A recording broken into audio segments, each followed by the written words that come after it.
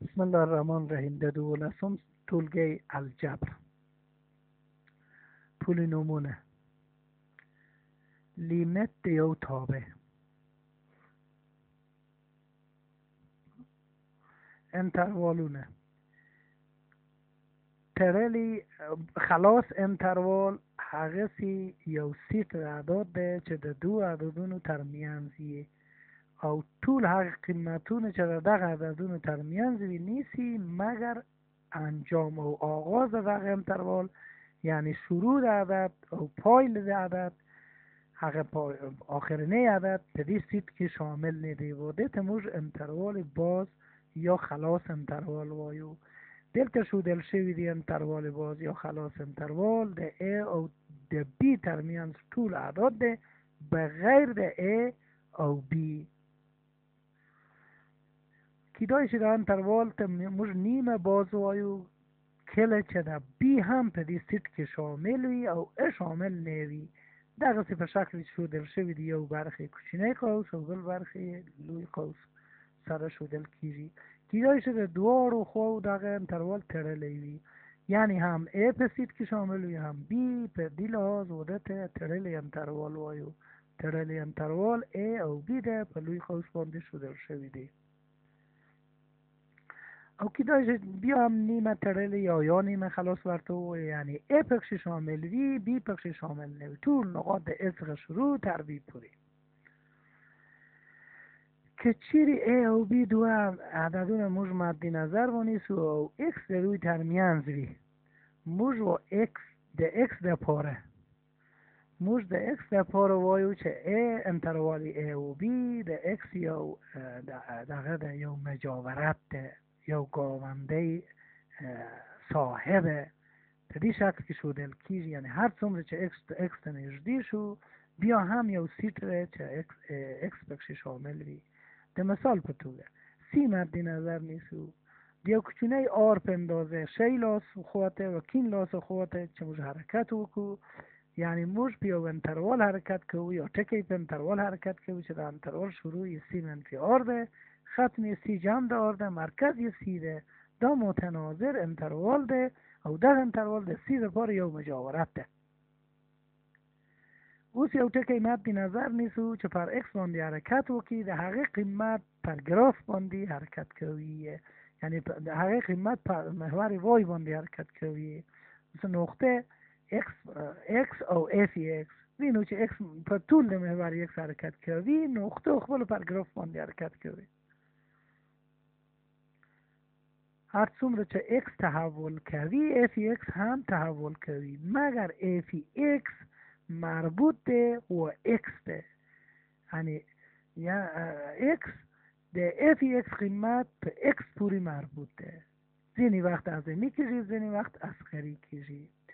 اوس موږ یو ټکی مد نظر نیسو، دغه ګراف چې موږ وینو A نقطه یو حساس نقطه ده مد نظر نیسو. کله چې د شی لاس یا کین لاس و خواته X و A ته نږدې شي F(X) خپل یو قیمت نږدې کېږي مشخص، یا د کین لاس ته هم چې حرکت وکړي F(X) یا L ته نږدې شي، یا هم د شی لاس هم د کین لاس. دلته موږ وایو لیمیت سمت دغه کین لاس مساوي ده به لیمیت د شی لاس و لیمیت کین لاس او شی لاس په مثبت و منفي علامه سره لکه په دې شکل چې موږ وینو ښودل شوي دي. اوس بیا هم په هغه شکل کې موږ وینو هر څومره چې تابع پرله پیچلی وي شرط یې دغه ده چې X و A ته نږدې شي د شی لاس یا د کین لاس. هر څومره چې و A ته نږدې شي F(X) قیمت دواړو خوا پر محور وای باندې و L ته نږدې کېږي، یعنی استقرار یې په L ده. X و A ته چې تقرب وکړي F(X) و L ته نږدې شي، شرط نه ده چې X حتما د A سره برابر وي، لہذا دلته هم تابع لیمیت لري، لیمیت شی لاس لیمیت کین لاس ته برابر دی، مگر دا شرط همیشه دغه شرط صدق نکوي. لکه په دغه لاندینی مثال چې موږ ګورو، په دغه مثال موږ وینو چې د کین لاس و خواته شی لاس چې A ته نږدې شي وینو قیمت ده تابع الی دوده مگر ده کین لاس چنیردیشی اکس و ایته اکس و ایته چنیردیشی حرکت کردی افی اکس و الی یو تنیردیکیجی یعنی لیمت ده کین لاس مساوی ده الی یو او لیمت ده شی لاس مساوی ده الی دوه الی یو او الی دوه یو دوه سر مساوی نده لحاظ تابع پدی تکه کی لیمت نلری او کل چه دلتا په دې شکل کې ولو چې دا تابع لسته پر لپیچلې د ګرافي بیا هم اکس د دواړو خو اته چې نږدې شي اف اکس یو المت نظر اف اکس دلته لسته سره ګراف کېدلی دی لحاظه اف اکس په دواړو کې یو شی نه ده بنابر دې لیمت کین لاس لیمت او شی لاس لیمت ممکن یو د بل سره برابر نه وي یو ځای کې درېږي اوس موږ مد نظر نیسو بیا هم گراف او بیا هم نقطه ده ای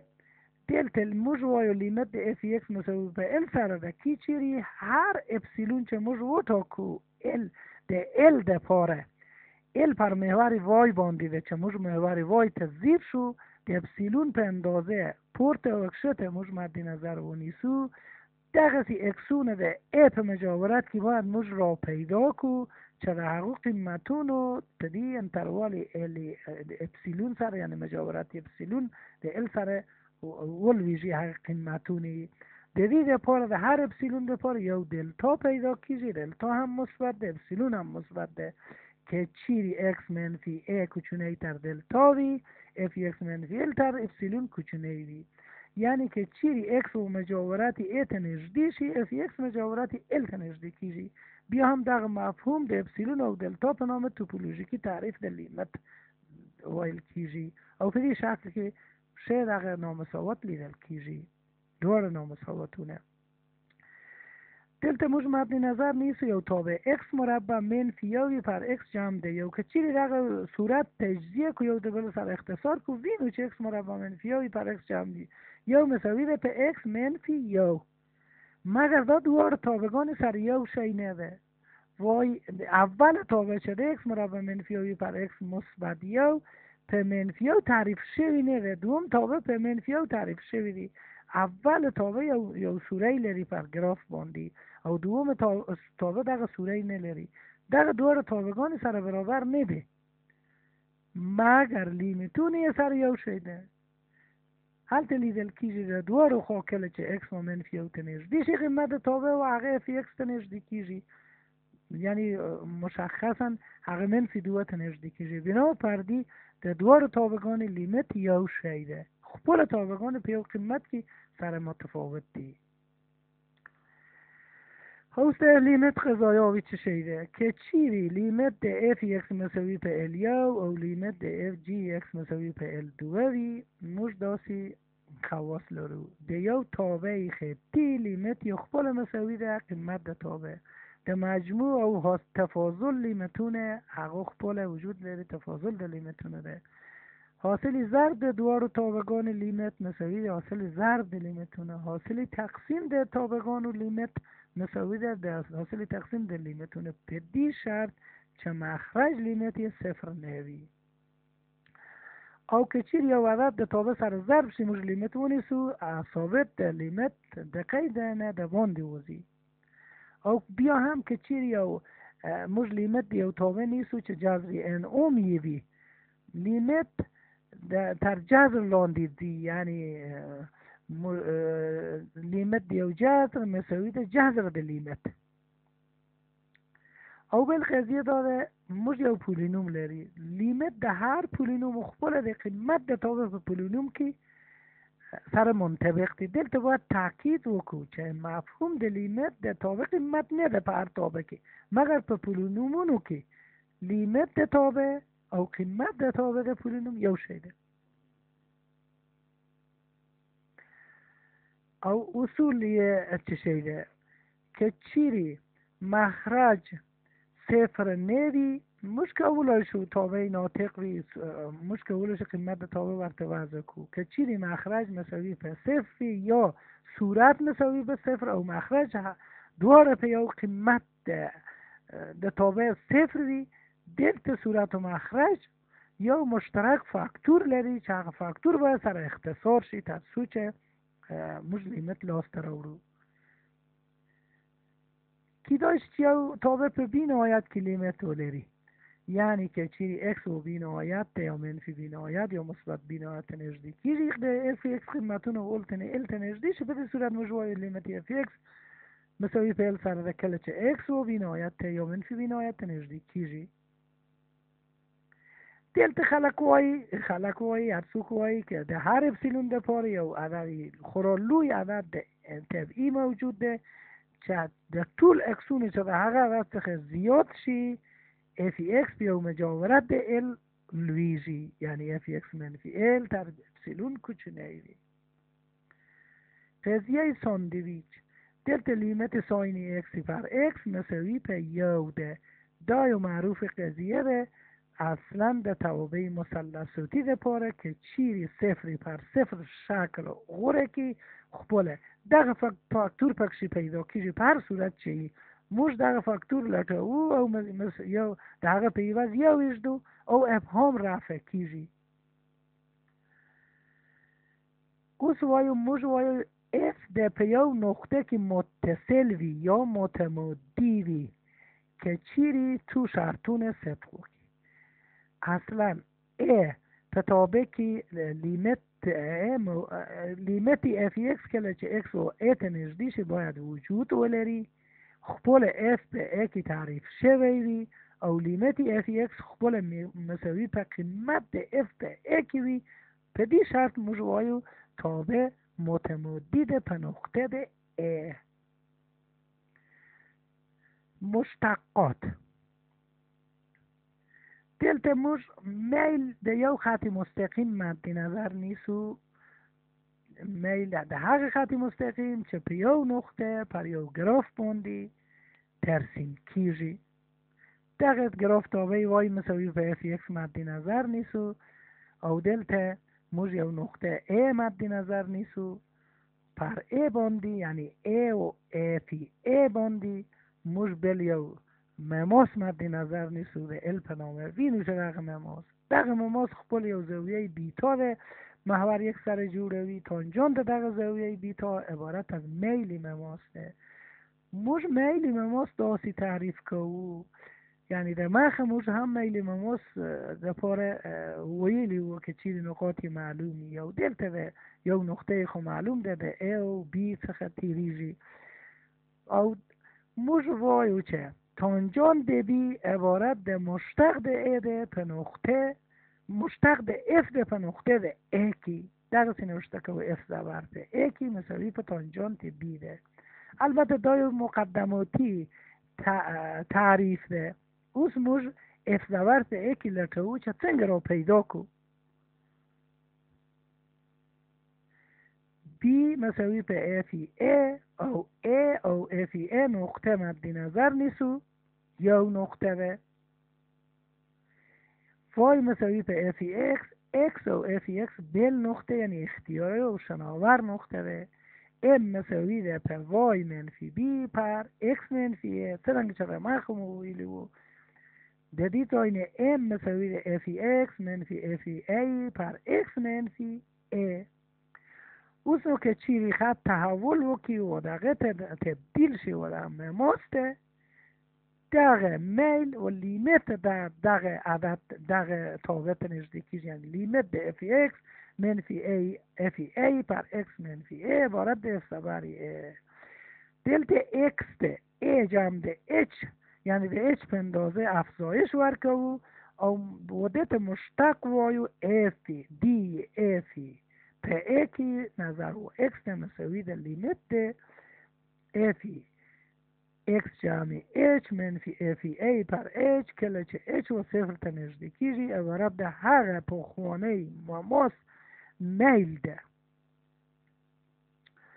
اوس د مثال په توګه مشتق تابع اف اکس مساوی په جذر اکس شمیرو دا مشتق په نقطه د ا موږ نوشته کوو خپل تعریف د مشتق لیمت د اف اکس منفی ای پر کله چې اکس و ا ته نږدې شي جذر اکس منفی جذر ای پر اکس منفی ای کله چې اکس و ا ته نږدې کیږي. صورت و مخرج در هغه سره د مخرج د مزدویج سره ضرب وو او لیمت نیسو او دلته لیمت نیسو صورت مخرج د مزدویج سره ضرب کو دواړو خواو وینو چې مربع کیږي او ها فاکتوری مشترک څرنګه چې اول نه وینو چې صفر پر صفر لازم لہذا صورت مخرج یو مشترک فاکتور لري. اوس موږ وینو په آخر کې چې دا فاکتور څنګه سره اختصار شي x منفی د x منفی سره اختصار کیږي.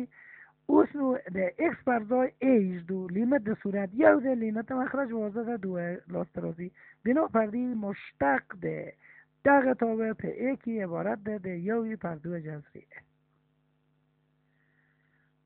که چی تابع ثابت وی مشتقی صفر ده. البته دا واضح ده د f x هم سی کاوه f a هم کاوه ده کا منفی کا صفر ده او صفر ده صفری پر ای مساوی به صفر سره ده دا یو عمومی فاکت ده.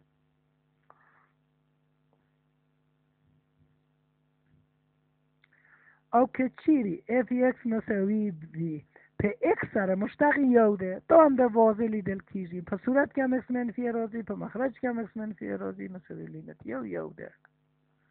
او دلته اولین قدم چې موږ وایو د f x تابع طاقت د مشتق ده پر f x مساوی په x په توان n مشتق n راضی و ده د زیری په صفت ده توان یو وات کم کیږي. او دلته هم قیمت گذاری کوو صورت تجزیه کوو د مخرج سره اختصار کوو البته موږ دلته په a کې لاس راوړو او په صورت کې فاکتوری مشترک هغه خطرناک فاکتوری سره اختصار شو. اوس په قوس کې پاتیږي د x لپاره د x فرضای موږ طول ځایونه a دو د نولاس ترازی د طول د پاره او مساوی ده دا په هر حد عبارت ده a په توان ده n او دا طول n حد ده لحاظ مشتق لاس ترازی n a په توان ده n منفی یو لاس ترازی. اوس که چیری حاصل ده تقسیم یا نسبت ده دو تاوی مشتقی وی مشتق ده صورت ضرب ده مخرج منفی مشتق مخرج ضرب ده صورتی پر مربع ده مخرج او دلته لیدل کیږي تعریف ده مشتق بیا هم موږ دلته نوشت هم مخرج کوویه بیا دلته یو برخه علاوه کوویه f x g x مثبت او منفی بیا سر سورت کوویه لحاظا لیدل کیږي دلته بیا صورت مخرج پر h باندې تقسیم کوویه. اوس بس لیمت ورولو صورت ده ورلیجو دلته واضح لیدل کیږي په صورت کې په یو لوی قوس کې مشتق ده f x او په بل قوس کې مشتق ده g x ده هغه فرمول ده چې مخه موږ پیشبینی کړی وو مشتق صورت ضرب ده مخرج مشتق مخرج ضرب ده صورت پر مربع مخرج. البته هلته لاندې د h پر ځای صفر شودل شوی دی پس لغه مربع کیږي واضح لیدل کیږي. اوس بل قاعده ورته موږ وایو زنجیره‌ای قاعده یعنی مشتق د مرکب تابع مشتق د f ترکیب په g په a کې خپل مشتق د f نظر و g ته ضرب مشتق د g نظر دو a ته بیا هم نظر و تعریف ته موږ لیکو او دلته صورت و مخرج بیا فاکتور سره ضربه و بیا هم لیمت و هر یو ته ورکو د دیزاین په وضاحت سره لیدل کیږي چې اول برخه مشتق د f نظر و g ته او دوم برخه مشتق د g نظر و x ته دغه هم شو مشتق زنجیره‌ای مشتق تابع دغه تابع مشتق موږ لاس راوړو دا واضح کی لیدل کیږي چې یو مساوي په x په توان د 15 جمع د 4 او g یو مساوي د یو په توان د 8 یعنی دغه تابع چې موږ غواړو مشتق یې ونیسو دغه یو مرکب تابع ده او دا ترکیبی x په توان د 15 جمع د 4 شو لحاظا د مشتق نیولو لپاره اول سر نظر و توان ته مشتق نیسو پس هغه را داخل د قوس تابع مشتق نیسو او مشتق یو زبر مساوی د 15 x په توان د 4 جی زبر هم دغه لاس راغلی دی دا دوړه قیمتونه چې ور باندې پوری کو دا لاس راځي.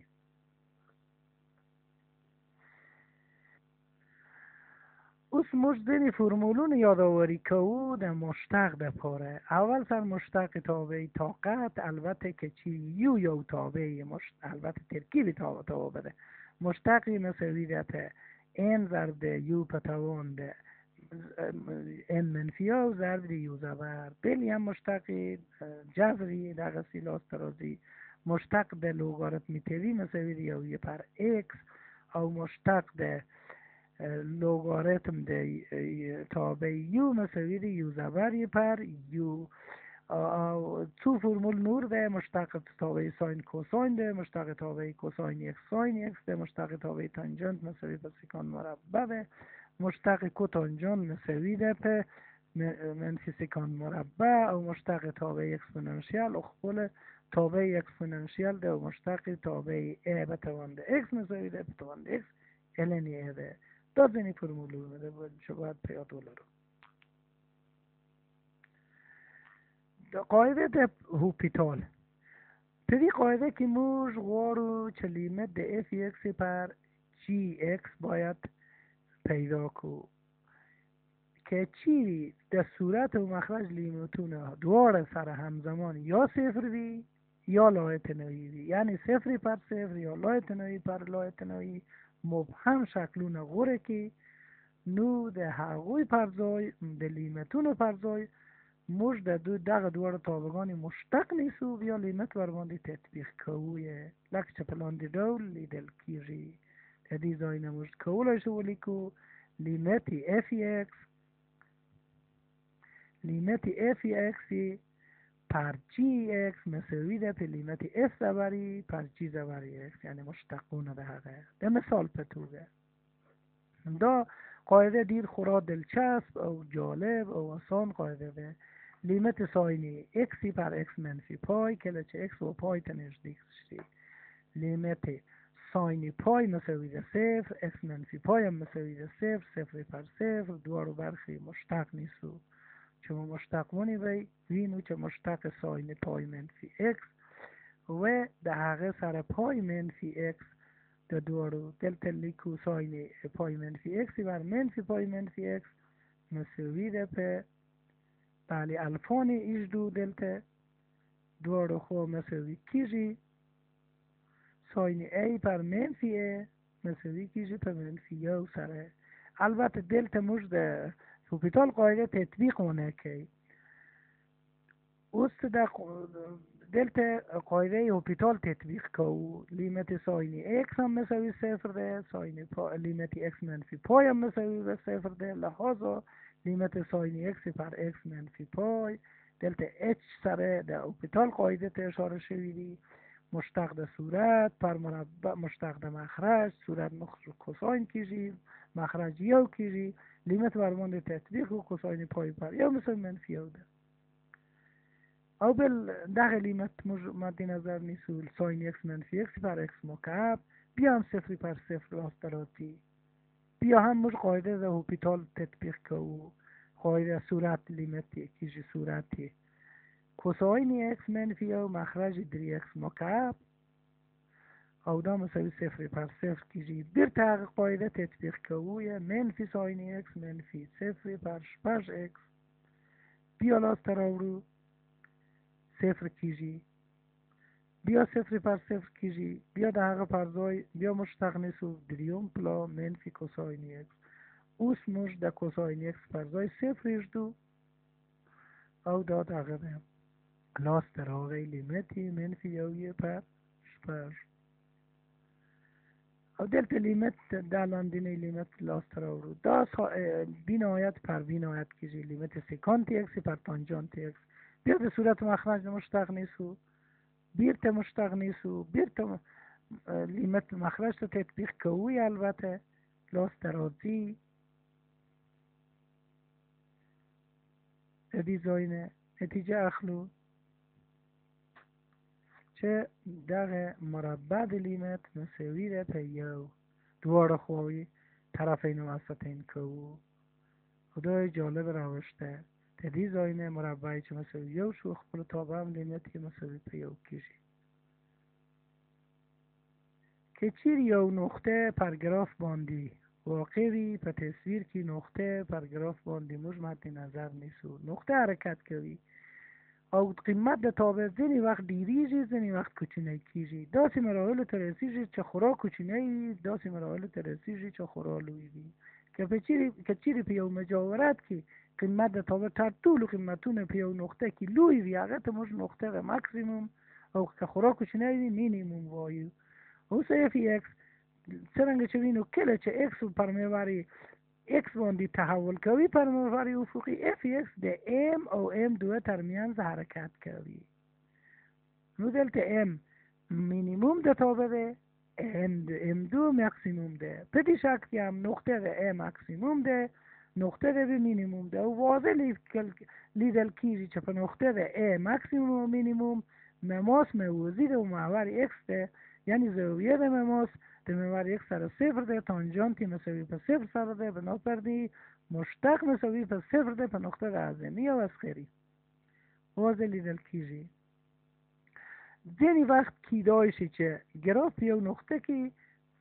ماتیږي، یعنی یو نوک لري، یو شکستگی لري، په هغه نقطه کې موږ یوازینه یو مماس نشو رسمولای، لہذا هغه په هغه نقطه کې تابع مشتق نه لري. که چیرې مماس یوازینه مماس نه وي بنابراین مشتقی وجود نه لري. کیدای شي په یو نقطه کې چې مماس صفر ویلی نه اعظمی وي نه اصغري په دې شکل کې لیدل کیږي. دغه نقطه انعطاف غوندې ده، مګر په دې نقطه کې اعظمی غوندې یا اصغري غوندې مماس چې رسم کوو مماس موازی و محور ایکس ته دریږي. بله. اوس بل شکل مد نظر نیسو. یو برخی گراف د تابع مقعر وي او بل برخی محدب یعنی کروپ وي، لہذا موږ وایو وینو چې په هغه برخه کې چې مقعر وي مشتق دوهم مشتق د تابع مثبت ده. هغه برخه چې تابع دلته مثبت ده او دلته اوس پس لدی مشتق د تابع منفی ده. دلته هغه ځای چې منفی د تابع محدب ده، یعنی پوندوالی پورته قوته ده او بل برخی د پوندوالی یکشته قوته ده.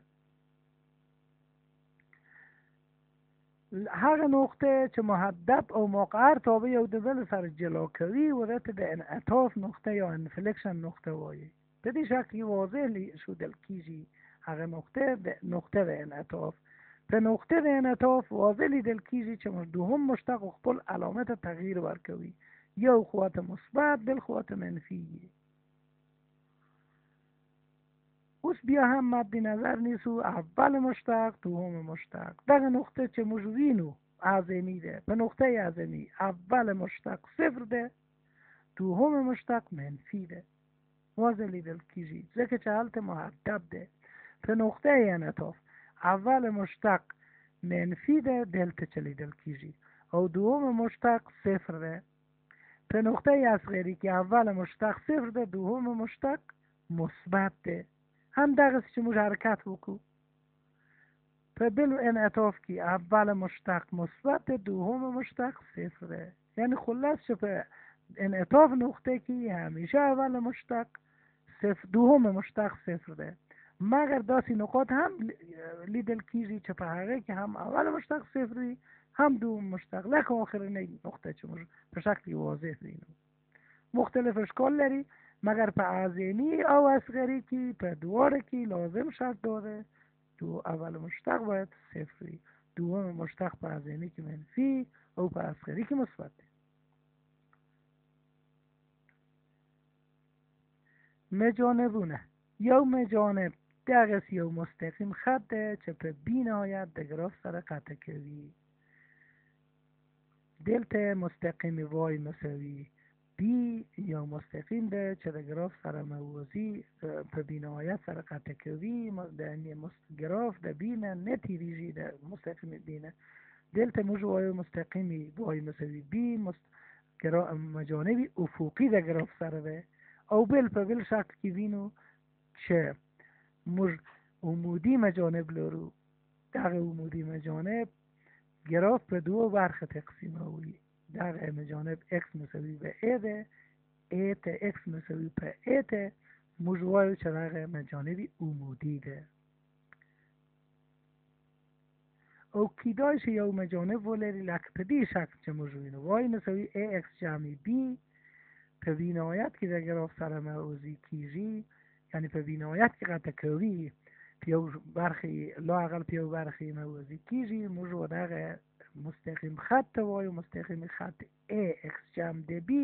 جمع دیو تابع gx چه دیر خوراک کچونه ایده یعنی کل چه x و بینایت نجدیش gx و صفر نجدیکیجی او داغ گراف ده y مساوی به ax جمع b در گراف تابع f x سر دیر ورته ده لحاظا موضوع وای مساوی به x جمع b یا مجانبی مایل در گراف سر ده او در تابع چه موضوعینو f x مساوی به x جمع یا یه پر x په هر شکل چه گراف رسم کو که چیری x مساوی بینایت شی f x مساوی به x سر کیجی یعنی قیمت ده مجانبی مایلی وای مساوی به x سر دی دلتا واضح لیدل کیجی چه وای مساوی به x یعنی محور x یا مجانب قائم از تابع لری که x مساوی به صفر شی وای مساوی به قیمت تابع بینهایت کیجی لحاظا f x مساوی ده به x جمع gx خپل یو پر x ده لیمت ده gx صفر ده بنا پر دی وای مساوی به f x مجانبی مایل ده x مساوی وای مساوی به صفر مجانبی افقی ده مجانب قائم ده وای مساوی به f x مجانب مایل ده او گرافی هم دلتا لیدل کیجی دو برخه لري یو وزنی لري یو اسخری مجانبی مایل لري یو مجانبی عمودی محور وای ده مجانبی مایلی وای مساوی x ده تشکر